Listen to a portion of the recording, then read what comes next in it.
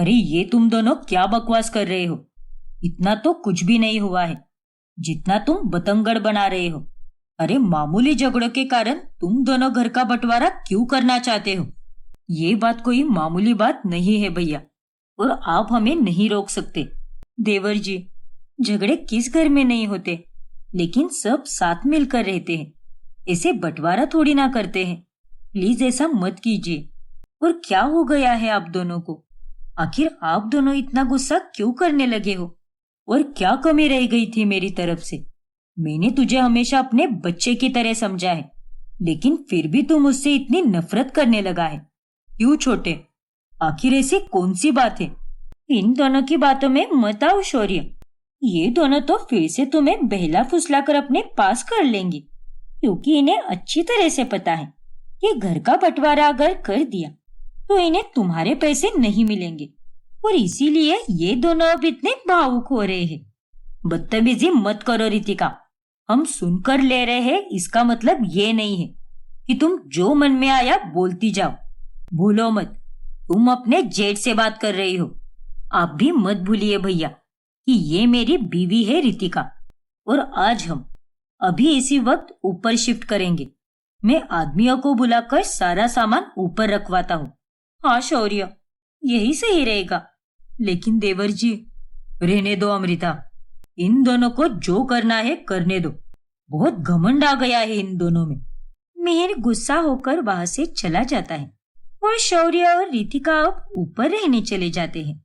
वो वहां पर सब कुछ फिर से नया कर देते हैं। अलग रसोई, अलग बाथरूम, और साथ ही नया टीवी, फ्रिज, एसी, ये सब भी लाते हैं। अब यहाँ पर कितना सुकून महसूस हो रहा है। और शौर्य, मैंने तो एक काम वाली भी ढूंढ ली है। वो कल से आएगी काम पर और घर का सारा काम करेगी। ठीक है रितिका, सही किया तुमने। जहाँ बंटवारे के कारण अमृता दुखी होती है, वही रितिका की खुशी का कोई ठिकाना नहीं होता। अरे हाँ चंचल, मुझे तो बहुत मजा आ रहा है।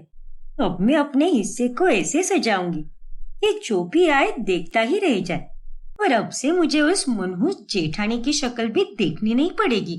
हाँ, ये बात तो तूने एकदम सही कही, लेकिन तू तो बड़ी कंजूस निकली।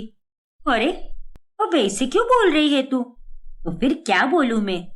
अरे मैंने तुझे यहाँ तक आने के लिए कितनी मदद की है, और तू मुझे एक छोटी सी पार्टी तक नहीं दे सकती। अब तो मैडम सेठानी बन चुकी है ना। अरे क्यों नहीं चंचल, जरूर दूंगी। अगले हफ्ते शौर्य 2 दिन के लिए बिजनेस ट्रिप पर जा रहा है, तभी तुम आ जाना। हम पूरी रात मजे करेंगे। ओके बहन, चलेगा। अब रितिका बस महारानी की तरह आराम ही फरमाती है और हुक्म चलाती है, क्योंकि उसका सारा काम नौकरानी मोगरा ही करती है। अच्छा मीन साहब, एक बात पूछूं क्या? हाँ पूछो ना मोगरा। आपका और नीचे वालों का क्या 36 का आंकड़ा है क्या? नहीं, मेरे को कुछ करने का नहीं है, लेकिन बस ऐसे ही पूछ रही है मैं। क्यों रे, तुझे क्यों चाहिए इतनी पंचायत? ताकि तुम सारी खबर सुनकर मोहल्ले में सबको जाकर ढिंडोरा पीट दो, है ना? बाई बाई, ऐसा कुछ भी नहीं है मीन साहब। मैं ऐसे एड़े चाले नहीं करती हूँ। मैं बहुत शरीफ औरत हूँ। अरे मैं अच्छी तरह से जानती हूँ कि तू कितनी शरीफ है। अब जा, चुपचाप जाकर अपना काम कर। बड़ी आई पंचायत करने। फिर अगली सुबह मोगरा पोछा मारकर सारा गंदा पानी बालकनी के बाहर फेंक देती है, और वो पानी नीचे सुखाए हुए अमृता और मिहिर के कपड़ों पर गिर जाता है। आईचा गावत, ये मैंने क्या कर दिया रे? उन गंदे कपड़ों को देखकर अमृता बहुत गुस्सा हो जाती है। रितिका, ये तुम्हारी नौकरानी ने क्या कर दिया? अरे कोई तमीज नाम की चीज है कि नहीं तुम लोगों में? इतनी मेहनत से मैंने ये कपड़े धोए थे, लेकिन अब सारे कपड़े खराब हो गए। मोगरा, अरे ये तूने क्या कर दिया? मेरे को माफ कर दियो मैम साहब। आओ, गलती से हो गया वो। अरे ऐसे कैसे गलती से हो गया? गंदा पानी बाथरूम में फेंका जाता है, ना कि बालकनी के बाहर। अरे वो नहीं है ना, इसीलिए उसे इतना कुछ पता नहीं है, लेकिन उसे मैं समझा दूंगी। लेकिन अब आप शुरू मत हो जाइए। अच्छा है, कुछ बोले भी नहीं इंसान, बस चुपचाप तुम्हारा ड्रामा देखते रहे। कान खोलकर सुन लो रितिका, अभी तक तो मैं चुप थी क्योंकि मैं मानती थी कि तुम अपनी हरकतों से एक ना एक दिन बाज आ ही जाओगी। लेकिन अब मैं अच्छी तरह से जान गई हूँ कि तुम्हारा मन कितना मैला है, इसीलिए अब से मैं तुम्हारे कोई नखरे सहन नहीं करूंगी। हाँ, तो मैं भी आपके फालतू के भाषण नहीं सुनूंगी। एक बार कह दिया है मैंने कि आइंदा से ऐसा कुछ भी नहीं होगा। अब ये तो वक्त ही बताएगा। इतना कहकर अमृता वहां से चली जाती है। नालायक कहेगी, अरे सुबह सुबह मुझे तुम्हारे कारण ही मेरी जेठानी की यह सड़ी हुई शक्ल देखनी पड़ी। माफी चाहती हूँ मेम साहब। देख मोगरा, दिमाग खुला रख कर काम करो, पागलों की तरह नहीं, वरना मैं तुम्हें काम से निकाल दूंगी। बेवकूफ कहेगी। फिर अमृता यह सारी बातें मिहिर को बताती है। अरे तो फिर तुम क्यों चुप रही? तुम्हें तो उसी की नौकरानी से हमारे सारे कपड़े धुलवाने चाहिए थे। इस बार तो मैंने उसे जाने दिया, लेकिन अगली बार नहीं। अब जाने दीजिए। फिर जब शौर्य बिजनेस ट्रिप पर चला जाता है, तब रितिका अपनी सहेली चंचल को बुलाकर जोरों शोरों से गाने बजाकर पार्टी करती है, जिससे नीचे सो रहे मिहिर और अमृता की नींद टूट जाती है। अरे ये औरत क्या पागल वागल हो गई है क्या? रात के 2 बज रहे हैं और ये औरत स्पीकर लगाकर गाने बजा रही है। सच में ये रितिका कभी नहीं सुधरेगी। फिर वो दोनों गुस्सा होकर ऊपर चले जाते हैं और मिहिर स्पीकर बंद कर देता है। तभी, भैया आपने स्पीकर बंद क्यों किया और हमारी पार्टी खराब करने के लिए आप दोनों यहाँ पर क्यों आए हो? देखो रितिका, ये कोई क्लब या पार्टी का अड्डा नहीं है। ये एक घर है जिसके नीचे के हिस्से में 2 लोग रहते हैं। अरे तुम्हें शर्म नहीं आती क्या? रात के 2 बज चुके हैं और तुम ये सब कर रही हो। अरे तुम्हें क्या है, खुद तो दिन भर आराम ही करती हो, लेकिन हम दिन भर काम करके थक जाते हैं, इसीलिए हमें रात में सोना पड़ता है। भाभी, अगर इतना ही है ना, तो आप भी कोई नौकरानी रख लो। मुझे ताने क्यों दे रही हो? क्यों, हैसियत नहीं है क्या नौकरानी रखने की? हाँ? अपनी हद में रहकर बात करो रितिका। अरे आज तक हम तुम्हारी नौटंकी और बदतमीजी सब कुछ सहन करते आए हैं, लेकिन अब से नहीं करेंगे, बता दे रहा हूं। इसीलिए चुपचाप ये फालतूगिरी बंद करो और हमें सोने दो। अरे भैया, आप चाहो तो अपने कमरे के चारों तरफ से साउंड प्रूफ कांच लगवा लो या फिर कान में रुई डाल लो, क्योंकि हम तो पार्टी बंद करने से रहे, गाने तो ऐसे ही बजेंगे। इतना कहकर रितिका फिर से स्पीकर ऑन कर देती है और वो दोनों नाचने लगती है। रितिका, रितिका, रितिका उनकी कोई आवाज नहीं सुनती और उन्हें वहां से जाना ही पड़ता है। फिर 2 दिन बाद जब शौर्य घर वापस आता है, तभी मिहिर उसे सारी बातें बताता है। अपनी बीवी को समझा कर रख दे छोटे, ये कुछ ज्यादा ही बोलने लगी है, और इसे कह दे कि हमसे सलीके से पेश आए।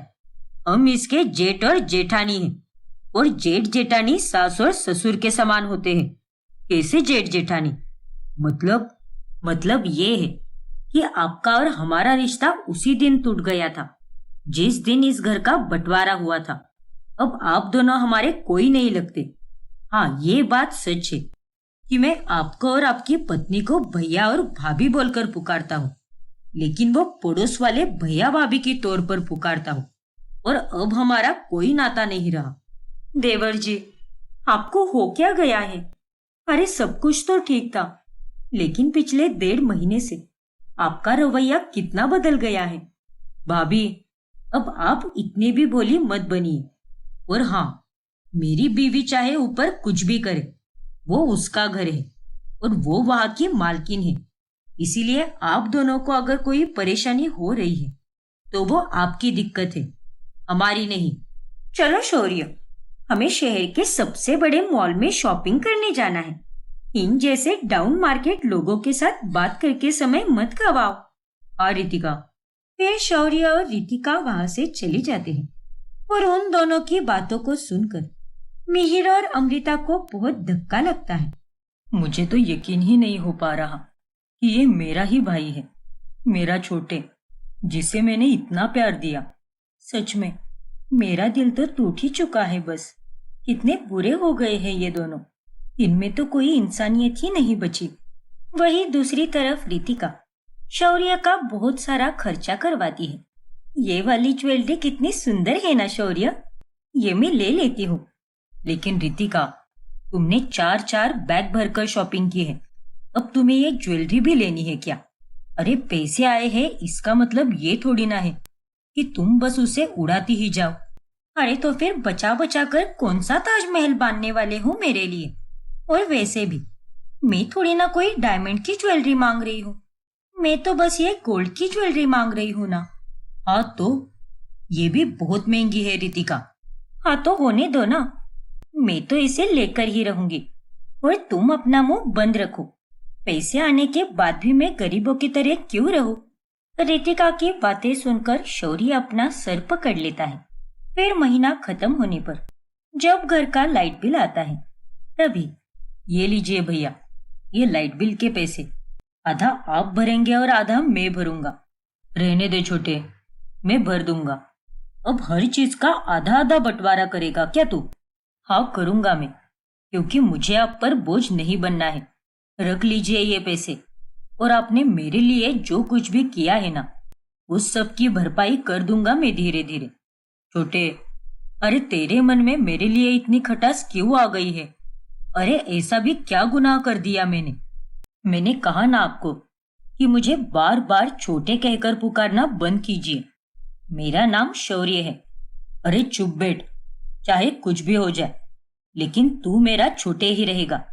ये देख, मैं नहीं जानता कि तेरे मन में मेरे प्रति इतना गुस्सा क्यों है, लेकिन मैं तुझे इतना जरूर बताना चाहूंगा कि मैं हमेशा तुझसे प्यार करता था, आज भी करता हूँ और हमेशा करता रहूंगा। लेकिन शौर्य मिहिर की बातें अनसुनी कर देता है और वो वहां से चला जाता है और बेचारा मिहिर फिर से दुखी हो जाता है। फिर एक दिन शौर्य अपनी नई कार लाता है। तभी अमृता और मिहिर उसे देखकर बहुत खुश हो जाते हैं। लेकिन कार के आते ही रितिका सेल्फीज खींचने लगती है। अरे रितिका, सेल्फीज खींचना बंद करो और जाओ, जाकर आरती की थाली लाओ और कार पर टीका लगाकर उसकी आरती उतारो। आप मुझे मत बताओ क्या करो और क्या नहीं। जब देखो तब खुद को महान समझती रहती हो। लेकिन रितिका, भाभी ने कुछ गलत नहीं कहा है। अब जाओ, जाकर आरती की थाली लाओ। इतना तो तुम्हें पता होना चाहिए कि घर में नई चीज आने पर उसकी पूजा की जाती है। ठीक है, अभी लाती हूँ मैं। फिर रितिका आरती की थाली लाकर कार की पूजा करती है। बधाई हो छोटे, तुम्हारी ये नई कार देखकर मुझे बहुत खुशी और गर्व महसूस हो रहा है। ओफो भैया, आप और आपकी बीवी दोनों भी कितने बेशर्म हो। अरे हम लोग आपसे बात नहीं करना चाहते, लेकिन फिर भी मुंह उठाकर हमारे पास चले आते हो। अब जाओ, अंदर जाओ और हमारी खुशियों में शामिल होने की कोई जरूरत नहीं है। लेकिन रितिका, हमारी कार आपकी कार से कई ज्यादा महंगी और कई ज्यादा सुंदर है, इसीलिए मैं बिल्कुल नहीं चाहती कि आप दोनों हमारी कार पर नजर लगाओ। देख ले छोटे, फिर से ये मेरे साथ बदतमीजी कर रही है। सही तो कह रही है ये भैया, क्योंकि मैं भी नहीं चाहता कि आप मेरी खुशियों में शामिल हो। क्या? ये सुनकर मिहिर को बहुत बुरा लगता है और वो अमृता को लेकर अंदर चला जाता है। जिसके बाद रितिका और शौर्य दोनों लॉन्ग ड्राइव पर चले जाते हैं। फिर एक दिन जब रितिका सीढ़ियों से नीचे उतर रही होती है, तभी अचानक से उसका पैर फिसल जाता है और वो नीचे गिर जाती है। नहीं! अरे बाप रे! रितिका, अब आगे क्या होगा जानने के लिए हमारा अगला भाग देखना ना भूलें। और अगर आपने हमारा चैनल सब्सक्राइब नहीं किया है तो अभी सब्सक्राइब कीजिए और बेल आइकॉन दबाना ना भूलें। स्वाति बहू, वर्षा बहू, मैं कुछ नहीं जानती। अगर मेरी बच्ची इस घर को छोड़कर चली गई तो मैं अपनी जान ले लूंगी। इसीलिए तुम दोनों अभी के अभी जाकर उससे माफी मांगो। नलिनी, माँ जी, ये आप क्या कह रही है? प्लीज ऐसा मत कीजिए। हाँ माँ जी, क्योंकि आप भी जानती हैं कि सुहानी की नौटंकी अब हद से ज्यादा बढ़ने लगी है। वो सब मैं कुछ नहीं जानती, लेकिन इस समय उसे रोक लो और उससे जाकर माफी मांगो, वरना वरना मैं अभी के अभी अपनी जान ले लूंगी। स्वाति और वर्षा घबरा जाती है और अपनी सास की यह धमकी सुनकर वो दोनों सुहानी से माफी मांगने चली जाती है। हमें माफ कर दो सुहानी, हमने तुम्हारे बारे में जो कुछ भी बोला वो बहुत गलत था। तुम यहाँ पर इतने सालों बाद आई हो और ऐसे में इतना खर्चा करना कोई बुरी बात नहीं है। हाँ सुहानी, माफ कर दो अपनी भाभीियों को। तुम हमारी ननंद नहीं बल्कि छोटी बहन जैसी हो।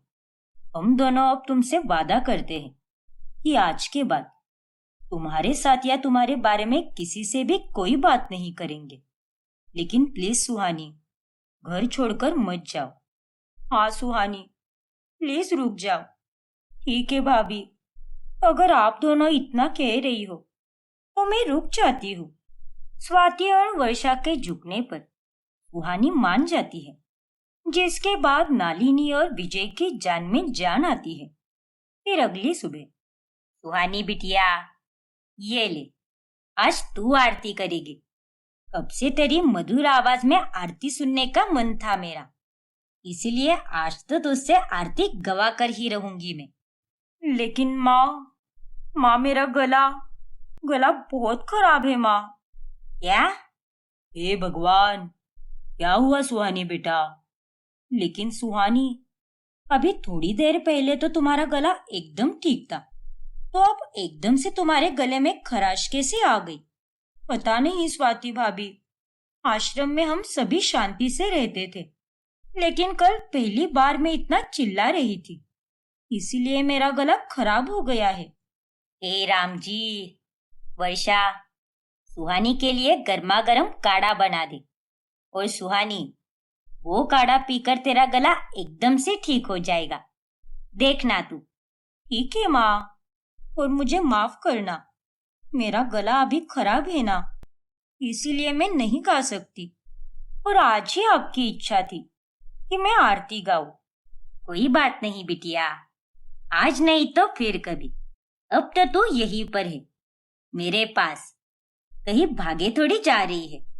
हाँ माँ, वो तो है, फिर बाद में। पता है वर्षा भाभी, कल अगर माँ जी इतना ड्रामा नहीं करती ना, तो मैं उस बेवकूफ सुहानी से कभी माफी नहीं मांगती, सच में। हाँ स्वाति, कल माँ जी के कारण ही हमें उस सुहानी के सामने झुकना पड़ा। खैर, अब इस घर में हमारी थोड़ी ना चलने वाली है, उनकी बेटी जो आ गई है। लेकिन भाभी, ये बात मुझे अभी तक नहीं पच रही कि अचानक से आरती के वक्त ही सुहानी का गला कैसे खराब हो गया, क्योंकि उससे पहले तो वह अच्छे से बोल पा रही थी और मैंने उसे कुछ गुनगुनाते हुए भी सुना था। अब वो तो भगवान जी ही जाने स्वाति, इस लड़की का कोई भरोसा नहीं, अब क्या नौटंकी करे। फिर एक दिन जब घर पर विजय का दोस्त सदानंद आता है, तभी वो सुहानी को देखकर विजय और नलिनी से कहता है, अरे विजय, तुम्हारी बेटी तो वाकई में बड़ी प्यारी और संस्कारी है। सच में मेरे बेटे आलोक और सुहानी की जोड़ी बहुत जचेगी। क्यों, तेरा क्या कहना है? अरे हाँ, ये तो तूने बिल्कुल सही कहा। सुहानी और आलोक दोनों साथ में बहुत सुंदर दिखेंगे। हाँ यार, मुझे तो अपने बेटे के लिए तेरी बेटी बहुत पसंद आई है। अब आगे का फैसला आप दोनों के ऊपर है। लेकिन आलोक को भी तो पूछना चाहिए ना कि उसकी मर्जी है भी या नहीं। नहीं नालिनी भाभी, आप उसकी चिंता मत कीजिए। मेरा बेटा मेरी एक भी बात नहीं टालता, जो भी मैं कहता हूँ वो वही करता है। बस आप अपनी बेटी से बात कीजिए। ठीक है सदानंद भाई साहब, हम सुहानी से इस बारे में जरूर बात करेंगे। फिर सदानंद के चले जाने के बाद वो दोनों सुहानी को सारी बातें बताते हैं। नहीं पापा, मैं अभी शादी करने के लिए बिल्कुल तैयार नहीं हूँ। पर बिटिया, उम्र निकल जाने के बाद शादी करके क्या फायदा? अभी अगर तू शादी करेगी तो सही उम्र से बच्चे होंगे और तू अपनी जिंदगी भी ठीक से जी पाएगी। हाँ सुहानी, तुम्हारी माँ एकदम सही कह रही है। अच्छा, तो इसका मतलब ये है कि मैं आप दोनों पर बोझ बन गई हूँ। सही कहा ना मैंने? नहीं बिटिया, ऐसा किसने कहा तुझसे? किसी ने कहा तो नहीं है माँ, लेकिन ये साफ साफ पता चल रहा है। अरे अभी अभी तो आई हूँ मैं आश्रम से, और अभी मुझे आपके साथ वक्त बिताना है, यादें बनानी है, और उसके बाद ही मैं शादी के बारे में सोचूंगी। और जब मेरा मन होगा तब मैं आप दोनों को खुद से आकर बताऊंगी। गुरुजी की सौ माँ, लेकिन प्लीज मुझे अभी शादी नहीं करनी है। ठीक है सुहानी बेटा, जैसा तुम्हें ठीक लगे। हम तो बस यही चाहते हैं कि सही समय से तुम्हारा भी घर बच जाए और तुम भी अपने जीवन में आगे बढ़ो। लेकिन हम तुम्हारी मर्जी और खुशी के खिलाफ जाकर कोई कदम नहीं उठाएंगे। हाँ बिटिया, हमारे लिए तेरी खुशी बहुत मायने रखती है, और तेरा जब मन होगा तभी तेरी शादी कराएंगे हम। अब तू चिंता मत कर। शुक्रिया माँ, मुझे इतना समझकर लेने के लिए। फिर एक दिन जब माधव और अनुज दोनों बिजनेस ट्रिप से घर लौट कर आते हैं, तभी वो स्वाति और वर्षा के लिए नए नए ड्रेसेस और मिठाइयाँ लाते हैं। लेकिन वो सारे ड्रेसेस सुहानी पसंद कर लेती है। अरे वाह, इतने प्यारे प्यारे ड्रेसेस! अनुज भैया, माधव भैया, आपने जो ड्रेसेस मेरे लिए लाए हैं वो एकदम फीके फीके से हैं, लेकिन ये ड्रेसेस तो काफी सुंदर और कमाल के हैं। भाभी, मैं आप दोनों के ड्रेसेस में से थोड़े ड्रेस ले सकती हूँ क्या? लेकिन सुहानी। और हाँ, ये मिठाई का बॉक्स भी रखूंगी मैं, और ये डार्क चॉकलेट्स भी। ठीक है सुहानी, रख लो, ये सभी रख लो।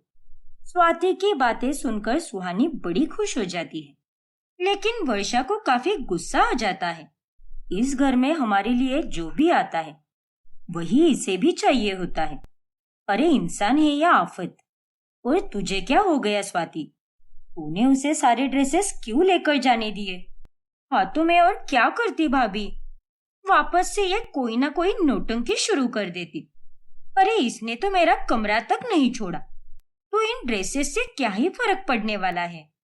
अगर इसके भाइयों को या फिर माँ पापा को कुछ बोलने जाओ तो वो लोग तो हम पर ही गुस्सा उतारेंगे। इस सुहानी ने तो हमारा जीना दुश्वार करके रखा है। ऐसे ही एक दिन जब वर्षा सुहानी के कमरे की सफाई कर रही होती है, तभी उसे एक बिल मिलता है, जिसे देखकर वो एकदम हक्का बक्का रह जाती है। ये बिल तो रेस्टोरेंट गोल्डन हाइट्स का है, जो हमारे घर के बिल्कुल नजदीक है।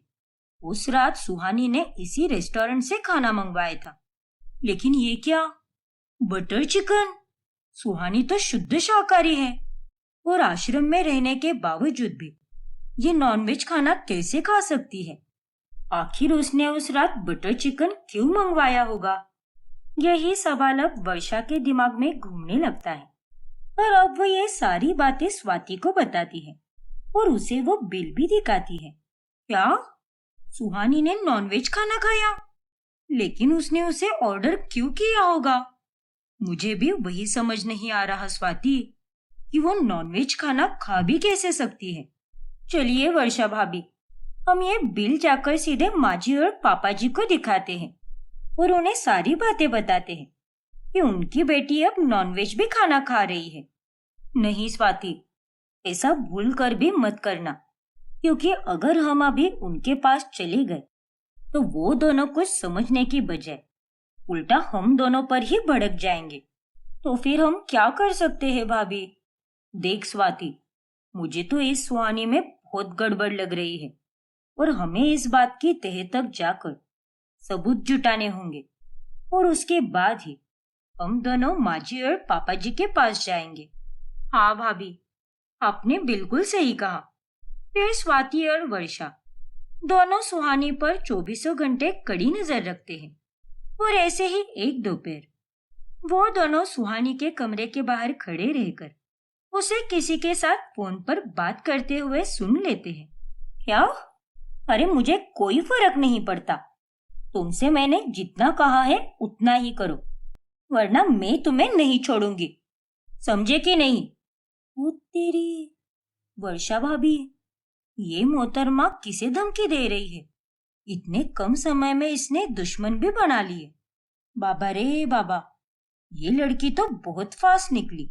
सुहानी के मुंह से ये बातें सुनकर वर्षा और स्वाति को उस पर और शक होने लगता है। ऐसे ही एक रात वो दोनों देखते हैं कि सुहानी टॉर्च लेकर घर के पीछे के गेट से बाहर निकल रही है। अरे भाभी, ये चुड़ैल इतनी रात को कहाँ जा रही है? जहां भी जा रही हो स्वाति, लेकिन कुछ ना कुछ तो है जो ये सुहानी हमसे छुपा रही है। चल, आज तो हमें इसका पीछा करना ही होगा और सच का पता लगाना ही होगा। हाँ भाभी, चलो। फिर स्वाति और वर्षा सुहानी के पीछे पीछे चली जाती है, जिसके बाद वो देखते हैं कि सुहानी एक सुनसान जगह पर एक आदमी से मिल रही है। और वो आदमी और कोई नहीं बल्कि वो ब्राह्मण ही होता है जिसने सुहानी को घर पर लाकर छोड़ा था। अरे, ये तो वही ब्राह्मण है, लेकिन ये अब मामूली कपड़ों में। ये तो दिखने में कोई गुंडा मवाली लग रहा है।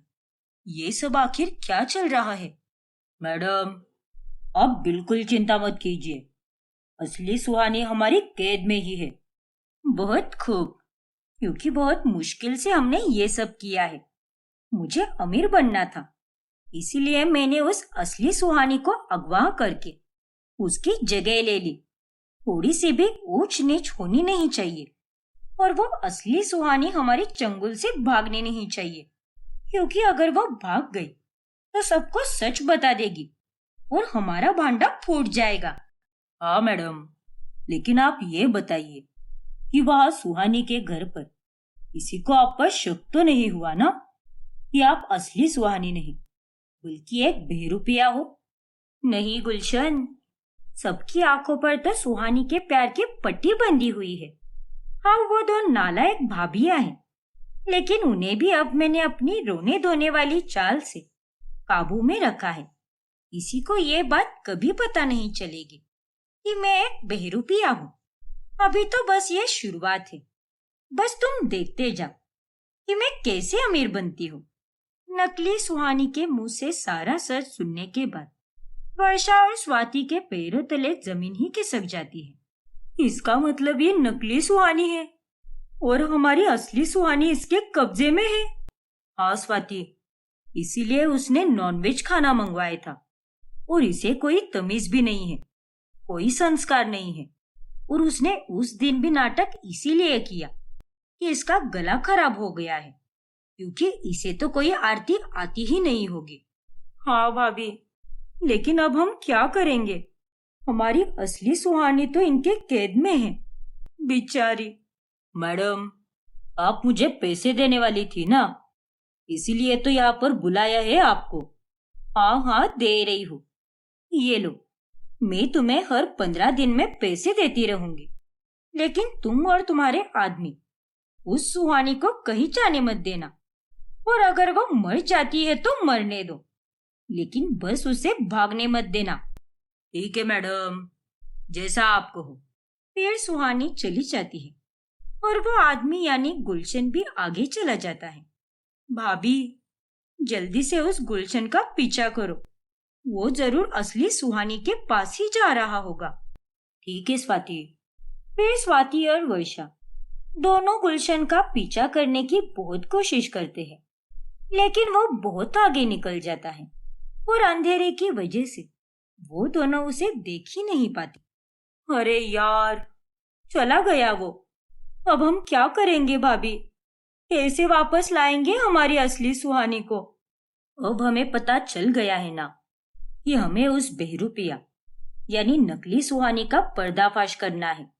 तुम फिक्र मत करो, हम अपनी असली ननंद को उसके घर वापस लाकर ही रहेंगे और इस नकली सुहानी को तो सजा भुगतनी ही पड़ेगी, फिर चाहे कुछ भी हो जाए। आगे की कहानी देखने के लिए हमारा अगला भाग देखना ना भूलें। और अगर आपने हमारा चैनल सब्सक्राइब नहीं किया है तो अभी सब्सक्राइब कीजिए और बेल आइकॉन दबाना ना भूलें।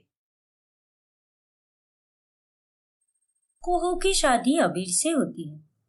उसके ससुराल में उसकी सास विनीता, ससुर रघुनाथ और ननद रिमझिम रहती है, जहाँ पर अधिकतर घर के दिन और रात के खाने में 2 या फिर 1 प्रकार की सब्जी बनती है। वही कुहू के ससुराल वालों में 3 टाइम की अलग अलग सब्जी बनती है, जिससे कुहू काफी परेशान सी रहती है। क्या सुबह सुबह नाश्ते में सब्जी, और वो भी मसाला भिंडी? मुझे ये सब नहीं आता बनाने माँ जी।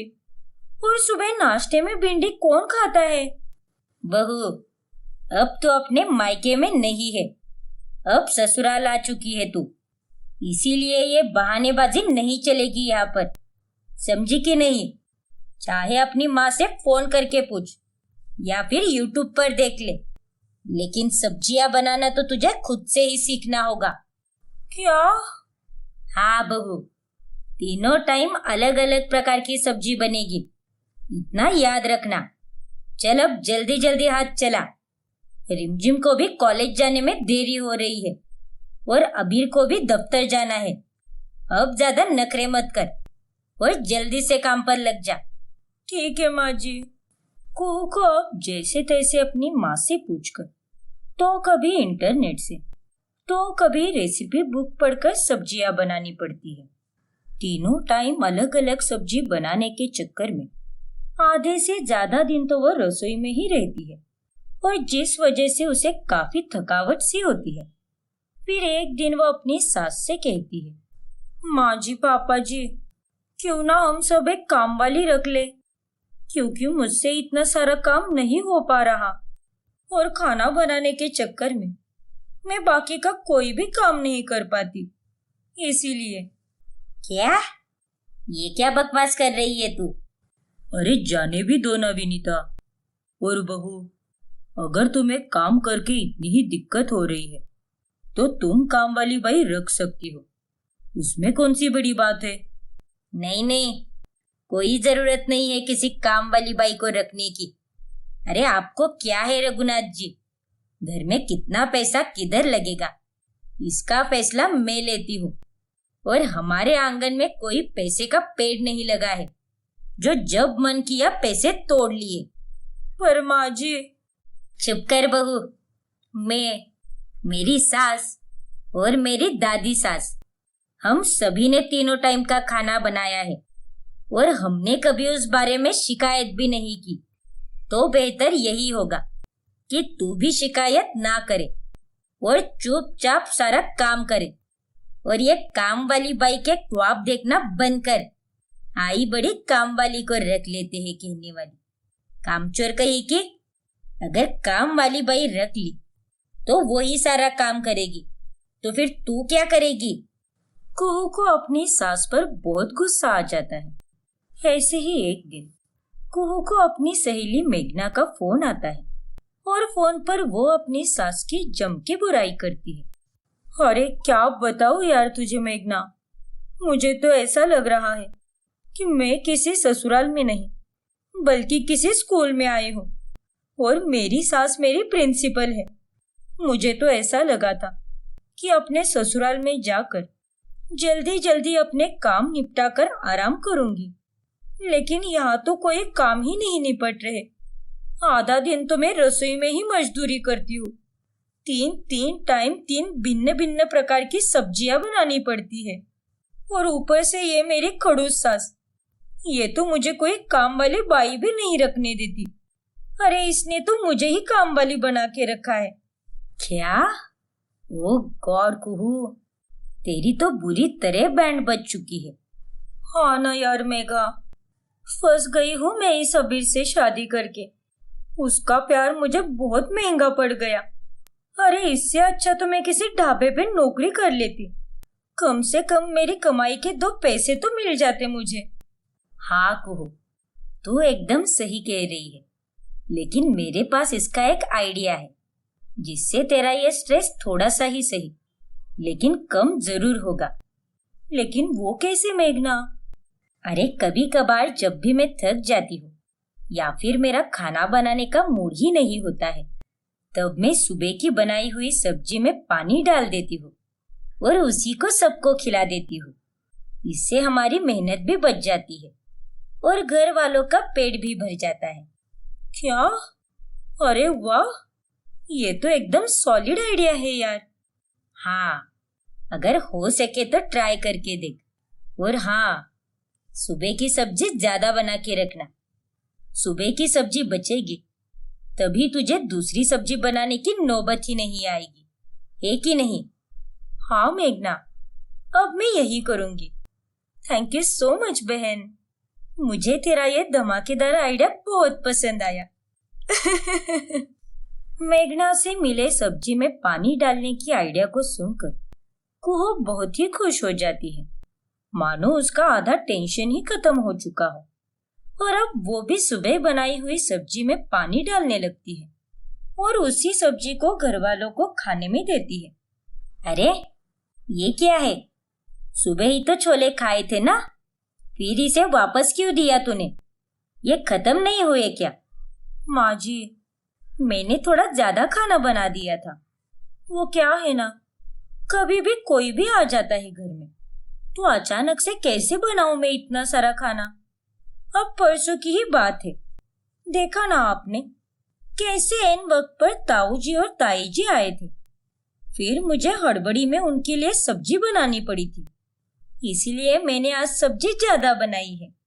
भाभी, वो सब तो ठीक है, लेकिन सुबह और दोपहर में तो हमने यही सब्जी खाई थी टिफिन में भी, और अगर रात में भी यही सब्जी खाएंगे तो कैसे चलेगा भाभी?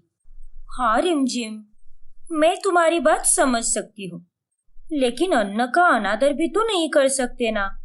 अब इसी खाने को हम फेंक दे तो इसका अपमान हो जाएगा ना। इतनी बड़ी तो तुम हो चुकी हो, इसीलिए ये सारी बातें तुम्हें समझ में आनी चाहिए।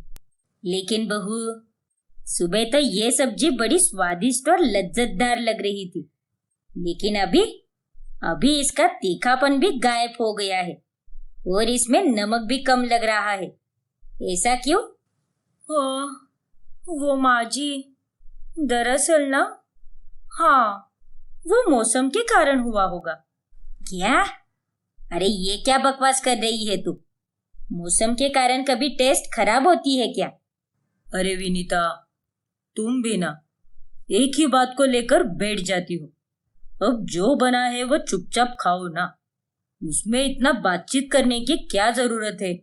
अरे लेकिन, अरे माँ जी, आप चिंता मत कीजिए, मैंने आपके लिए लिज्जत के पापड़ भी तल दिए हैं और ये आपके पसंद का जलजीरा भी बनाया है, पीजिए ना इसे।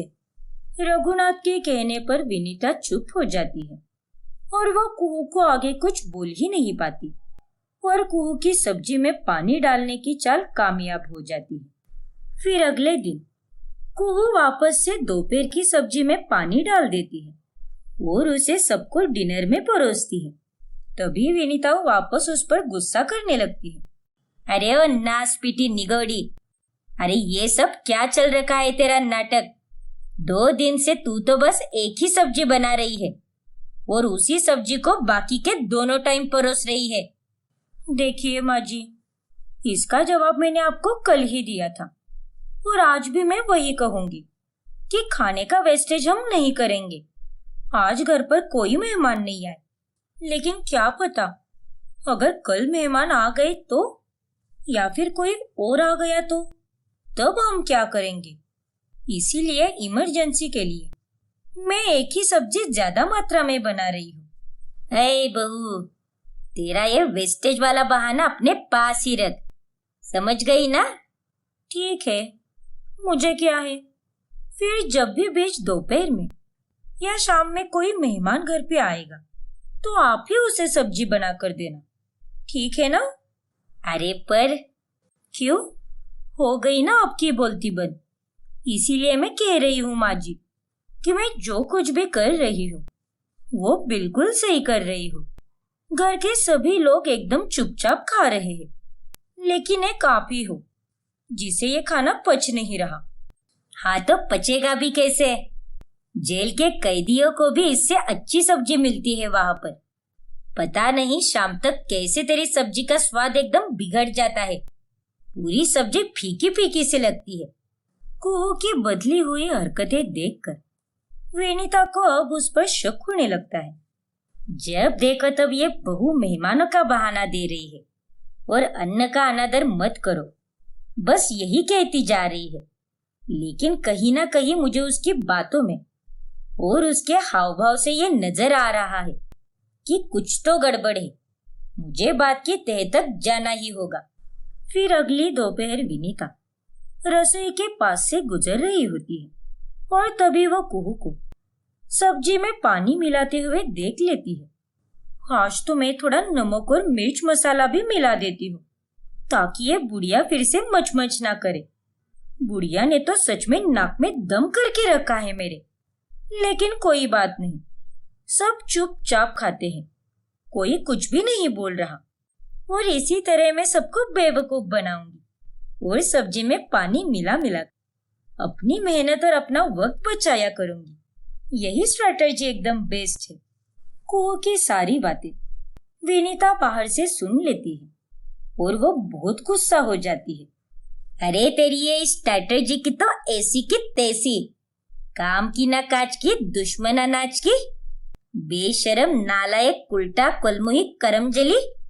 अपने ससुराल वालों को इस तरह से चूना लगाते हुए तुझे शर्म नहीं आई क्या? माँ जी आप यहाँ, वो न मैं। अब तुझ में बकरी की आत्मा घुस गई है क्या, जो मैं करती जा रही है? चुड़ैलों की चुड़ैल, सत्यानाश हो तेरा। ये तूने सही नहीं किया है कुहू। सब्जी में पानी मिला मिलाकर हमें अन्न का आदर करना सिखाती है, ज्ञान की पाठशाला खोल देती है और हमारे पीठ पीछे ये काली करतूत करती है। मुझे माफ कर दीजिए माँ जी, मुझसे ये तीनों वक्त की तरह तरह की सब्जियां नहीं बन पा रही, इसीलिए मेरी सहेली ने मुझे ये आइडिया दिया, सब्जी में पानी डालकर उसे बढ़ाने के लिए कहा। हाँ मैंने गलत किया है माँ जी, लेकिन प्लीज मुझे माफ कर दो। नहीं, मैं तुझे बिल्कुल माफ नहीं करने वाली। अरे अगर तू मुझे बोल देती कि माँ जी मुझसे ये नहीं हो सकता तो मैं 100 ताने देती, लेकिन आखिर में मान ही जाती। इतनी भी निर्दयी नहीं हूं मैं। लेकिन अब तो मैं जानबूझकर निर्दयी बनूंगी। अब मैं तुझसे इतना काम करवाऊंगी कि तुझे चैन की सांस तो क्या, गैस छोड़ने के लिए भी टाइम नहीं मिलेगा। और इस तरह अंत में कुहू अपने ही बुने हुए जाल में फंस जाती है और उसकी सास विनीता उससे पहले से भी दुगना और तिगुना मात्रा में काम करा के उसकी हालत बहुत खराब कर देती है।